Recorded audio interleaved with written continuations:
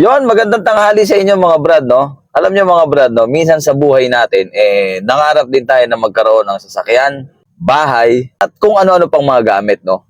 Pero minsan ang mali, mga brother, no? Na may mga bagay tayo na pinipilit sa buhay natin na minsan at katotohanan na hindi naman talaga natin kayang bilhin. To the point, mga brother, no, na mapupunta ka na doon sa tinatawag na pangungutang or hulugan. Ganito kasi yan mga brother, no? For example, kukuha ka ng motor. Hulugan, brother. 3 years. Sasakyan, 5 years. Maghuhulog ka sa sasakyan ng 16,500 plus. 5 years yun, mga brad, no? Pagkatapos, mga brother, nakaka 3 years ka na, bigla kang nawalan ng trabaho. Or humina ang income mo. Yan ang mahirap na sitwasyon na mangyayari sa buhay mo. Na kapag pinilit mo yung mga bagay na gusto mong makuha, na sa totoo lang, hindi mo pa naman talaga kailangan at hindi mo pa kayang kuhanin, maaalangan ka dyan, brother.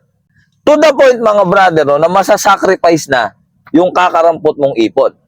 Ang masakit nito, brother, wala ka namang ipon. Kasi mga brother, kahit pa sabihin mong regular ka sa trabaho, may tendency na magtatanggalan din dyan eh. Alam mo yung tinatawag na mga sip-sip, or yung mga naiinggit sa'yo, siraan ka, kahit regular ka, brother, no? Pag dumating na sa point na nabubuisit ka na sa mga kasama mo, baka ikaw mismo mag-resign. So ngayon, ang punto rito, mga brother, no? Yung kinuha mong hulugan na sasakyan or motor, ibebenta mo ngayon yan, Brad. Ipapasalo mo ngayon yan, Brad. Sa mababang halaga na lang. Kasi alam naman natin, Brad, no? Na kapag galing na sa kamay mo, umandar na ang isang sasakyan, nagamit mo na ang isang bagay, hindi na ganong kataas ang value niyan nung nakuha mo siya. Alright?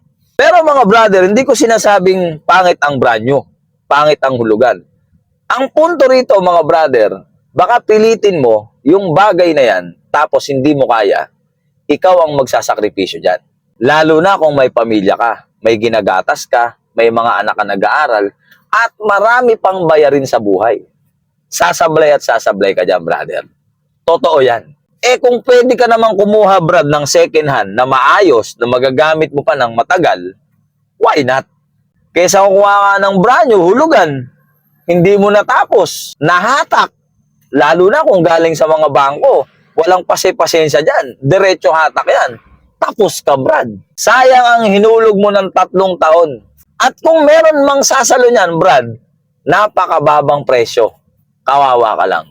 Ang gusto ko lang maunawaan nyo, mga brother, no, na wag kang papasok sa isang pangyayari na hindi mo alam kung ano ang mangyayari. Kumbaga, dapat sigurado ka.